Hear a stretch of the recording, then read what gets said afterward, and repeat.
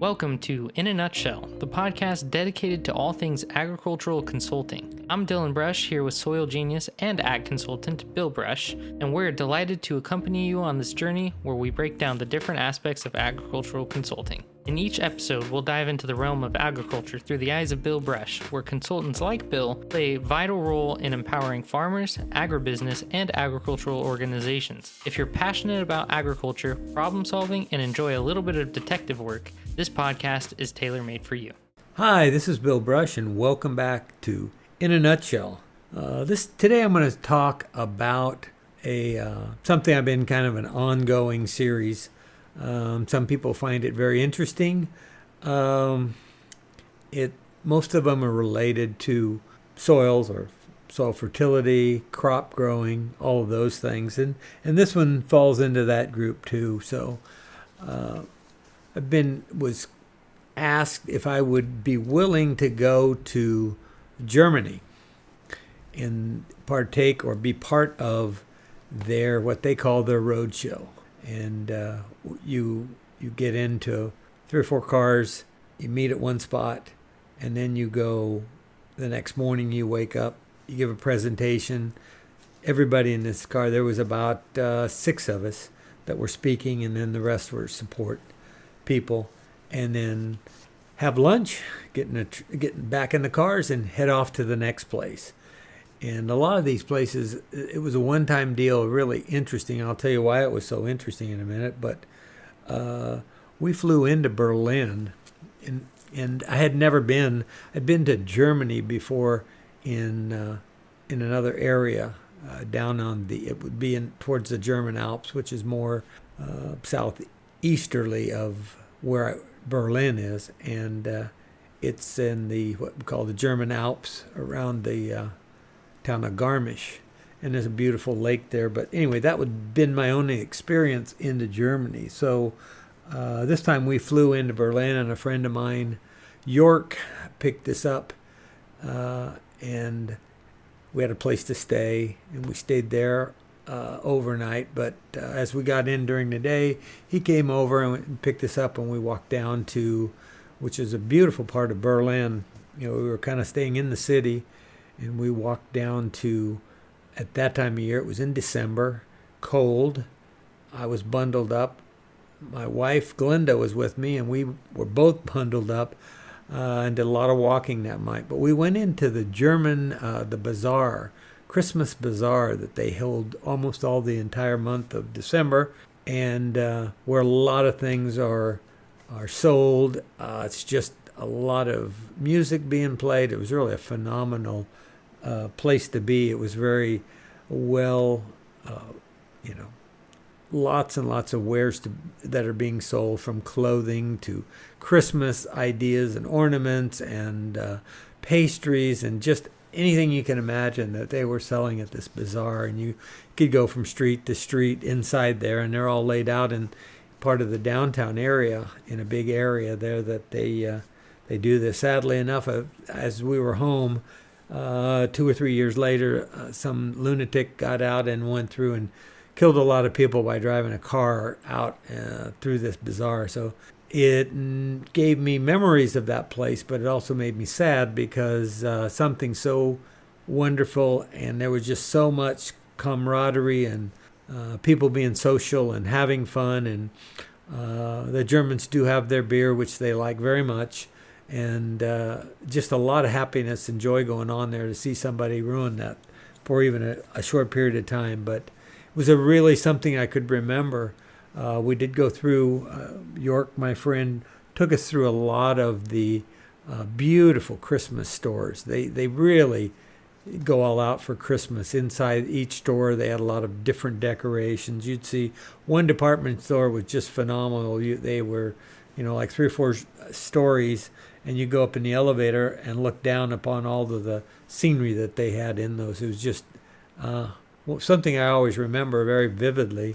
And then we got on the subway, or we could call it the subway. It was just kind of their metro that you could drive all over the city, and it took us to other parts of the city. And we went one place I remember. It was a an old church. It was still being used, very, very old. Don't really remember how old it was, but in Germany, it's not unusual to see things down at the turn of the century, and I don't mean 2000, I mean 1000. 1020, 21, or there was very, very old stuff. I can't remember on this particular church, but it was in the centerpiece of Berlin, and it still had part of the roof that had been basically destroyed by, I don't know if they were American, but American bombers or English bombers, or during World War II. It went back to them. More towards the end of the war. The beginning of the war, they were fighting out away from obviously the capital, but as it got closer, they actually did that, and they still have that. Maybe as a reminder that of unrepaired roof part and side of this church, but the rest of it was intact and was still being actively used. But we had quite a night. I think we finally just got cold enough. It was time to go back home. I think we got home about 1 or 2 o'clock in the morning, back to our hotel. The next morning, York picked us up, and we went on back down to Berlin during the daytime, and we went down and saw where Parliament is. We saw what was the famous Brandenburg Gate. We saw what they used to call, those of you old enough or remember, when it was a split city, you had East and West Berlin. The communists or Russians were on East Berlin, and the other, the rest of the free, what we call Democratic Republic of Germany, was in West Berlin. And so we went to Checkpoint Charlie, which is where they would allow you to go across with the proper papers and come back and forth. So that was, like I say, very interesting to see that. It was very memorable to me as just a young boy in school when I heard about all these things as they were talking about it. And you heard a lot more too when they came down to the actual tore the Berlin Wall down. And that was another interesting thing. They have on the ground, they have literally a painted line that just, it's not a straight line, it just moves and drifts here and there. That was where the wall was, which is no longer there. It's all a unified Germany, and but that line signifies where the wall was, and it gave you an idea the distance between where the city was, where the wall was, and it was all open to make sure nobody tried to breach that wall, where they had gun turrets and towers to basically shoot anybody that might get into that area. But it was really, it brought me back to a lot. So like I say, very close to that, almost, right across the street from the Vandenberg Gate was the House of Parliament, where the latest Prime Minister was in.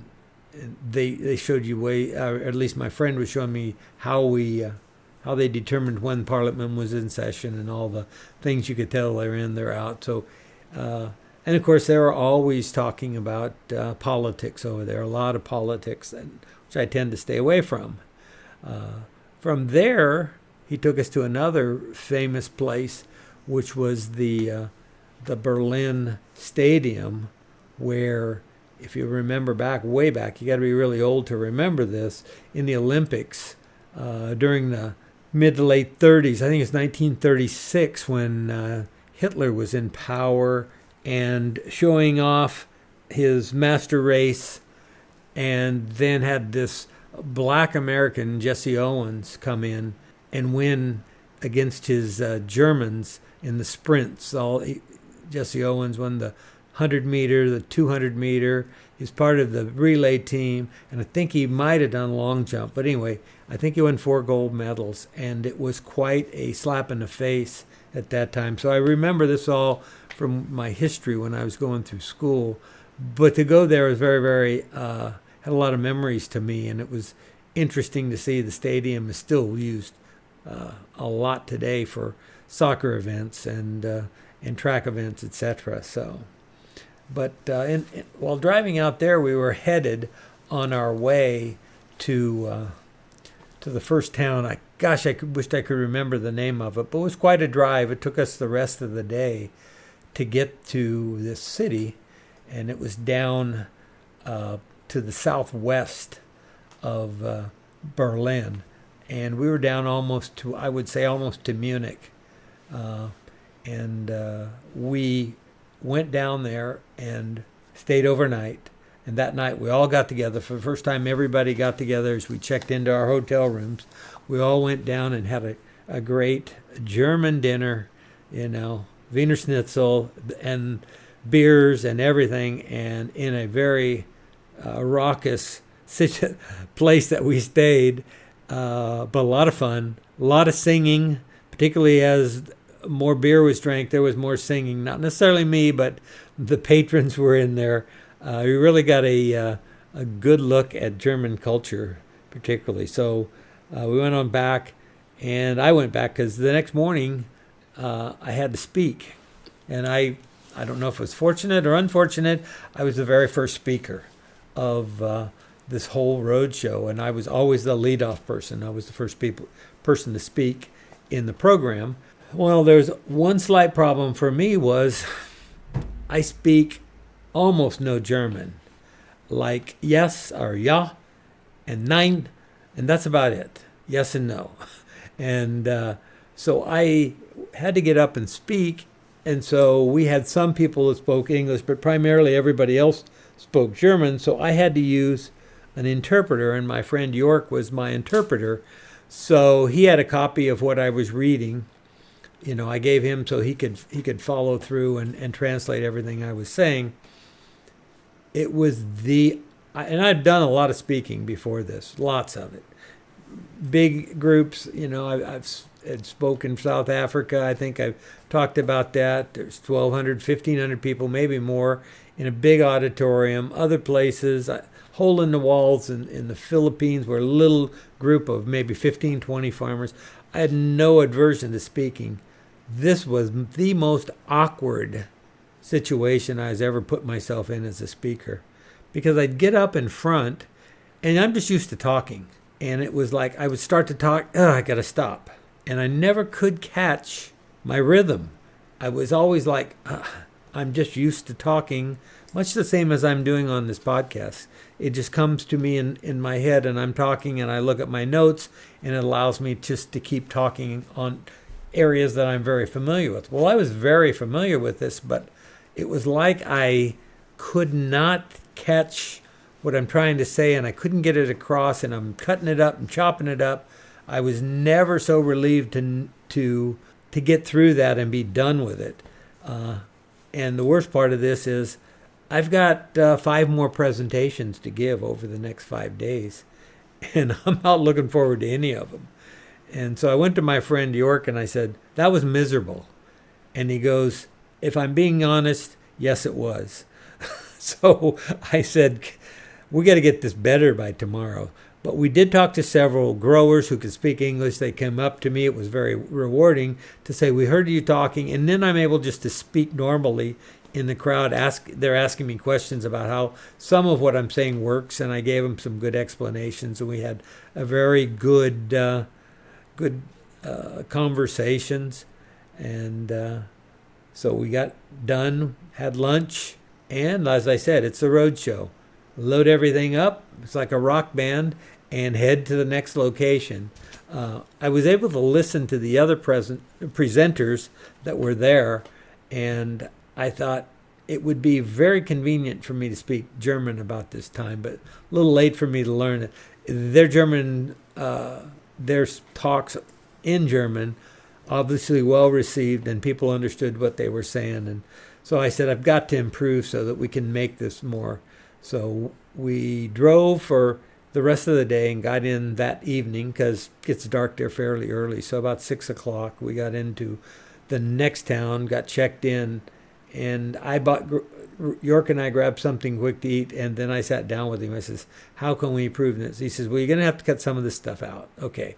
So I went through it, and we cut it down and trimmed it out. And they says, they want to know more about, I did this, and this is the results I got. Because I was a farmer as well as a consultant, And he says, they want to know what the advantage is. So I put that down. We wrote that down, and he changed a little bit of my presentation, and so we went to the next day, and it was better, but not the level that I thought I needed to get. And I still felt bad. In fact, there was one person there.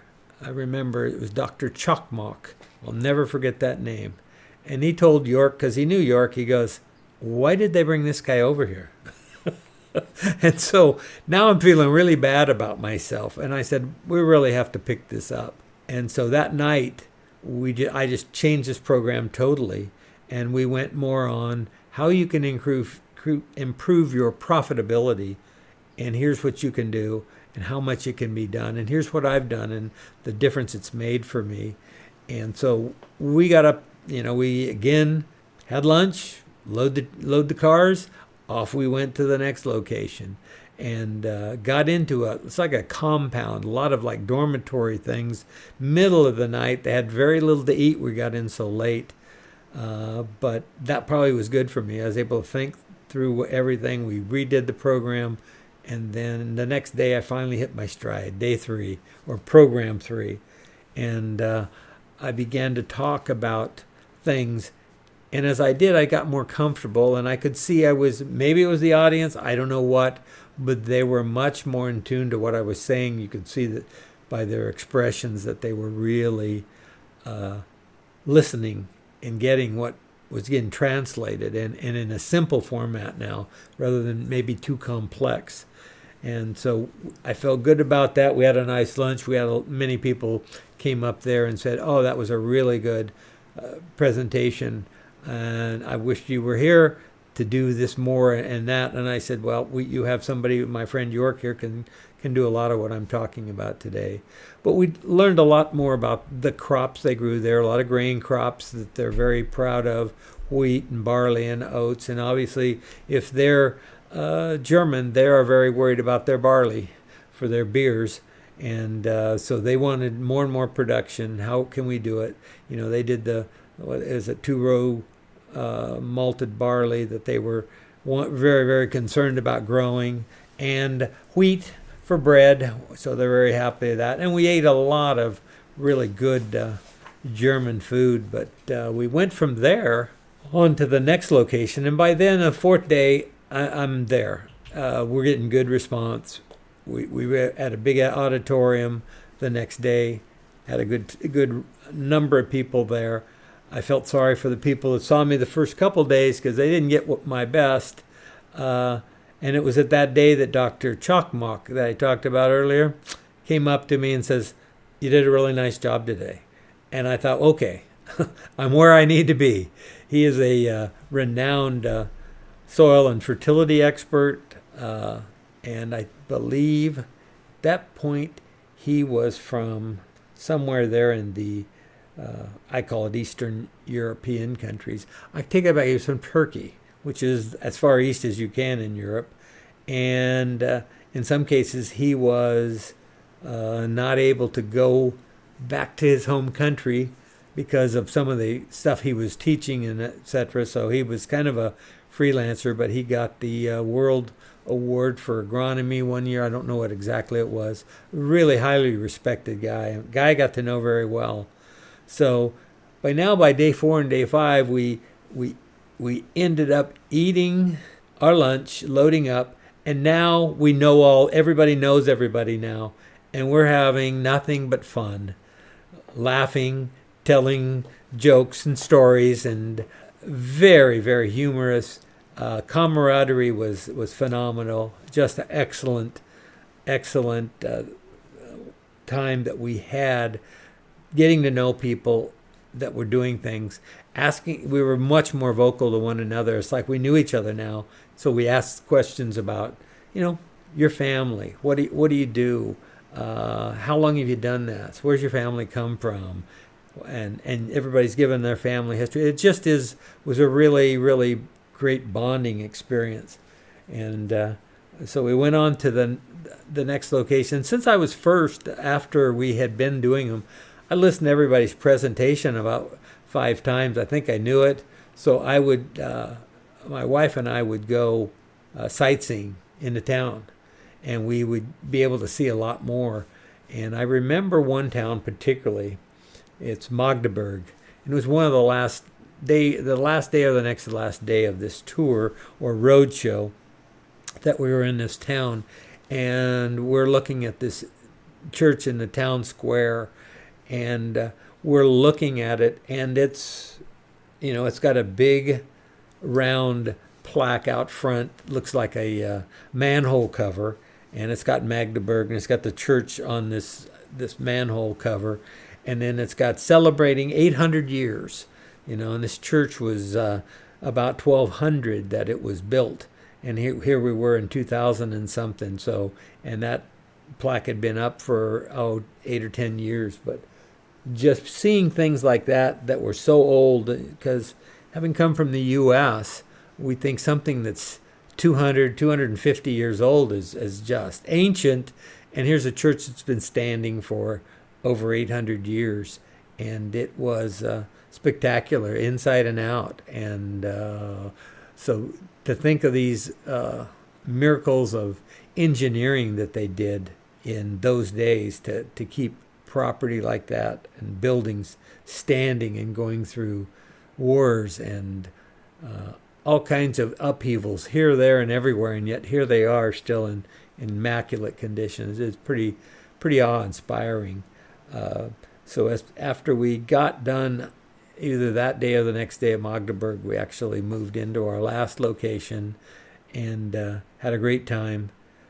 Sorry to see everybody go because we'd made some new friends along the way.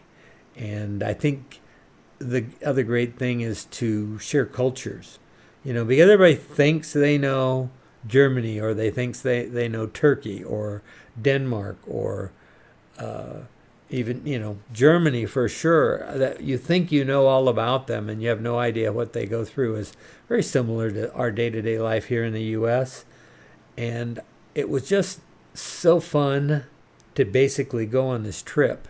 I'm so glad that Glenda was able to go with me because she was able to experience this whole thing and have a lot of fun. And basically it's something that both of us will remember for a long, long time. And I've known York now for several more years, and he continues to work on fertility there in Germany, and here I am in the U.S., having traveled to many places since then. But that was a special trip.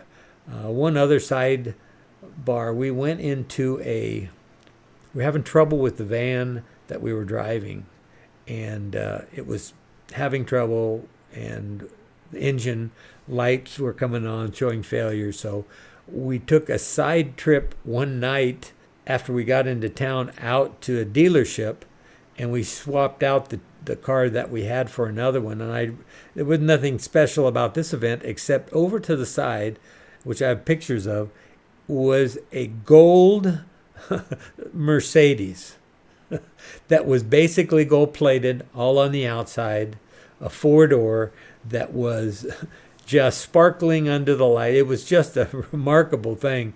And it's funny when you go through these trips, we saw lots of farmland, which is interesting, countrysides, beautiful churches, and other architecturals, bridges, all kinds of things. And then the stupid gold car is one of the things that I remember the most. It was something, though, I have not seen since.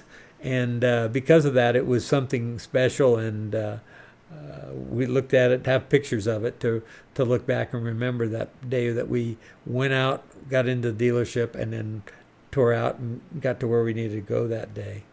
But I'm sure there's a ton more memories. Hopefully, I don't want to sit here and bore you with things that may not be very interesting. But for me and my wife and friends on that tour and the friends I made, it was a really, really memorable trip, having to deal. And it was always based on essentially the same thing that we try to do all the time, which is improve the conditions for the people that supply us food and fiber, the farmers of not just the United States, but of the world. And we all need to do a better job of making a better quality and more volume for this planet that we all call Earth and live on. So I'm pretty proud of any help I've been able to do along the way to somebody and make them their lifestyle a little bit easier. So I'll end there. And so till next time, stay curious. Thank you for another absolutely fantastic episode of Agriculture in a Nutshell, Bill. I'm sure everyone very much so enjoyed listening to your journey to Germany. For everyone who is listening, make sure to leave a like, comment, and subscribe, and always stay curious.